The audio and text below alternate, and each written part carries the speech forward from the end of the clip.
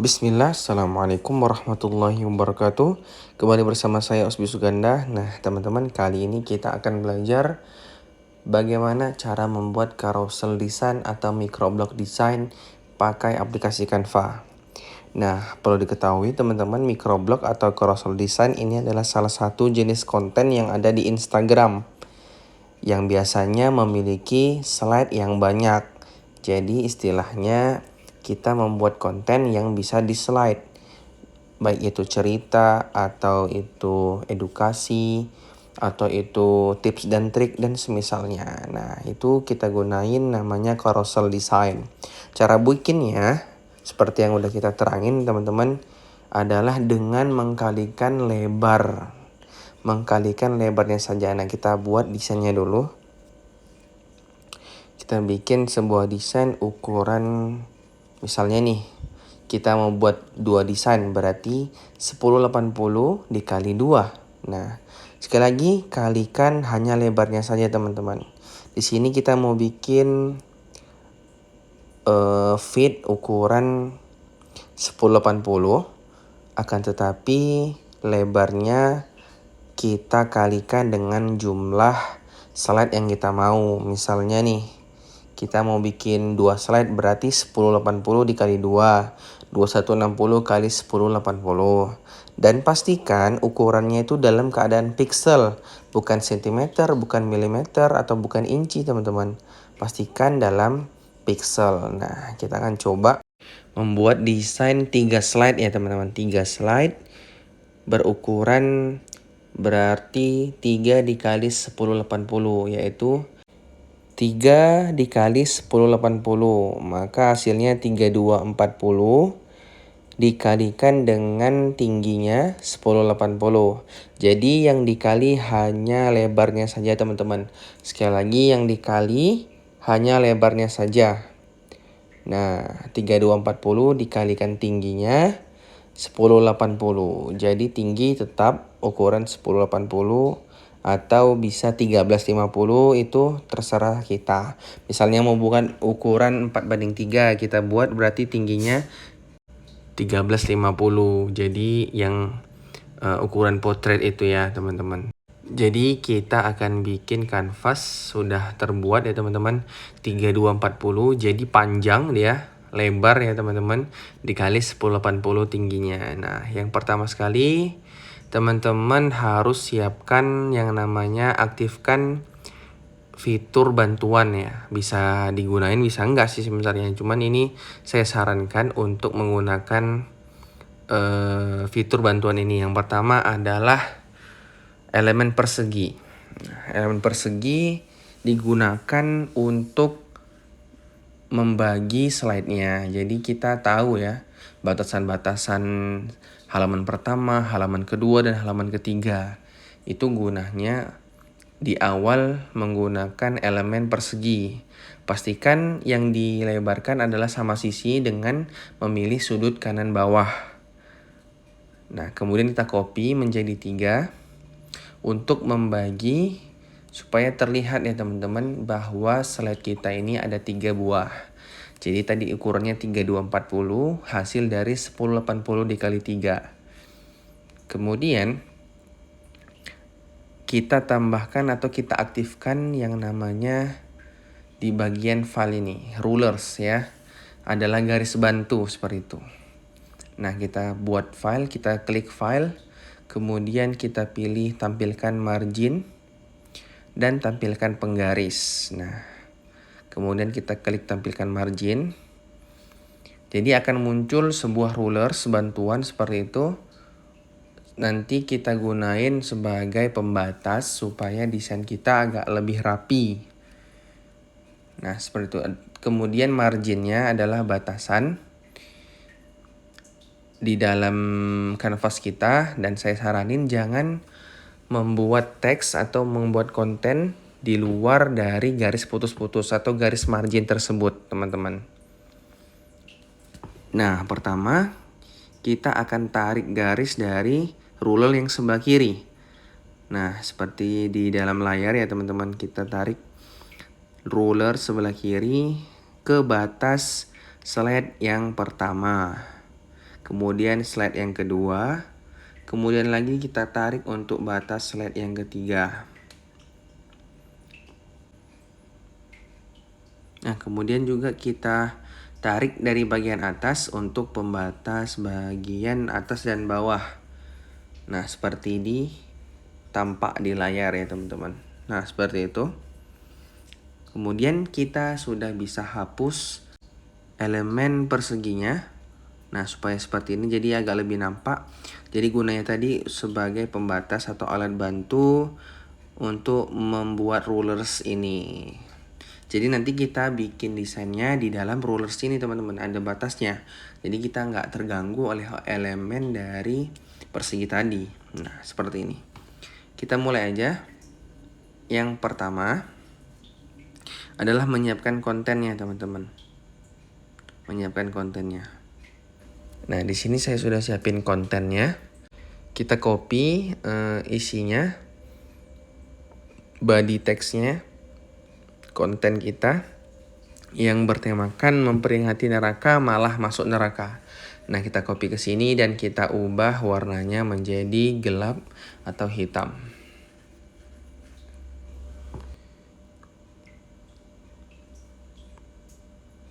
Nah, seperti ini.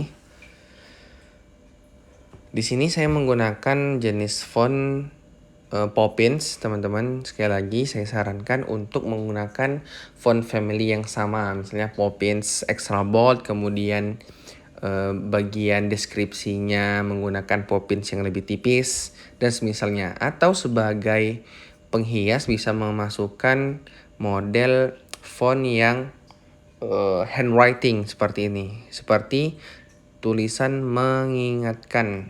Nah, di sana saya menggunakan font yang handwriting atau seperti tulisan tangan seperti itu ya teman-teman. Selanjutnya kita akan membuat backgroundnya.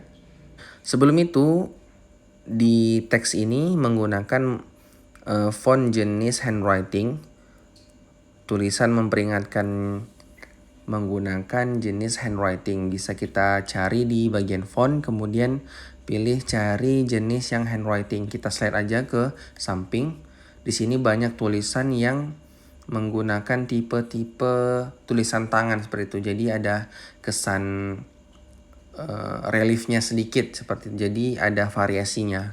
Kenapa digunakan itu? Karena judul kita kepanjangan. Jadi menggunakan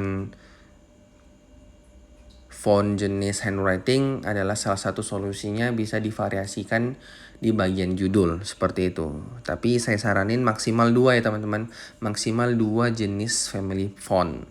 Jangan sudah pakai Poppins, pakai Montserrat lagi, pakai Anton lagi. Nah, maksimal 2. Dan kalau bisa itu dalam satu kesatuan. Seperti itu teman-teman. Nah, selanjutnya kita akan membuat backgroundnya. Nah, kita pilih sesuai tema. Misalnya kita cari tema api-api ya, hell ada kita cari ya. Dalam bahasa Inggris neraka teman-teman artinya. Kemudian kita perbesar dan sesuaikan dengan background. Kalau bisa gambarnya itu yang bagus kualitasnya dan mencakup keseluruhan slide yang mau kita buat. Misalnya slide pertama, slide kedua, dan slide ketiga tercakup dalam satu gambar. Karena apa? Biasanya carousel design ini terkenal dengan gambar yang menyatu namun terbagi menjadi beberapa slide seperti itu. Jadi saat berpindah slide itu ada transisinya seperti itu, transisi yang smooth karena dalam satu gambar. Nah, sudah kita perbesar, kemudian kita atur untuk terlihat di semua slide. Seperti ini. Nah, saya saranin teman-teman, jangan menggunakan kombinasi warna yang tidak bisa dibaca atau merusak mata followers kita yang melihat nantinya. Jadi gunakan misalnya ini background kita gelap, kita gunakan tulisan yang terang. Background kita kan gelap nih, kita pilih tulisan yang berwarna putih. Kemudian ubah aja semua jadi warna putih. Seperti itu.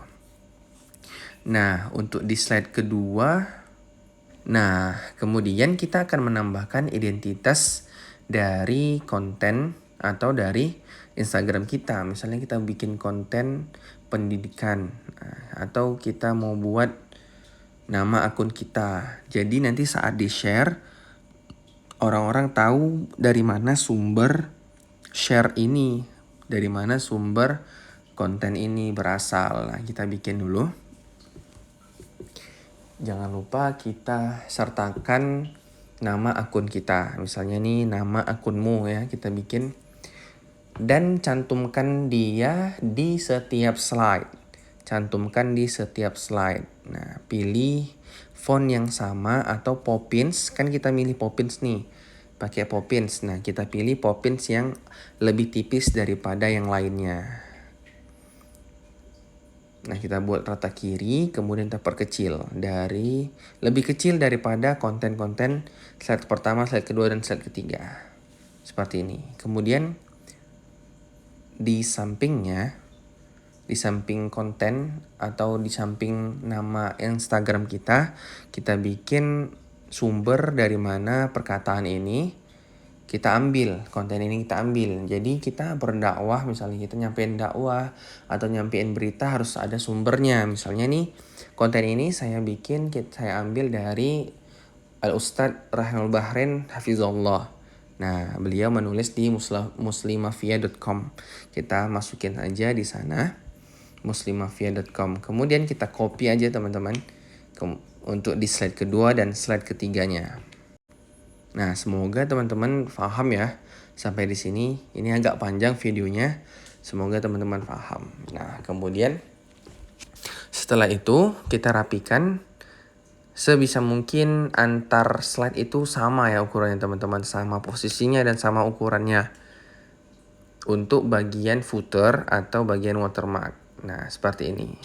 Kalau dilihat slide kedua backgroundnya ini lebih cerah ya, karena tulisannya agak kecil jadi terkesan tidak terlihat nih kontennya. Jadi kita akan mengakalinya bagaimana caranya konten tersebut bisa terlihat dan enak di mata. Apalagi yang slide ketiga tuh.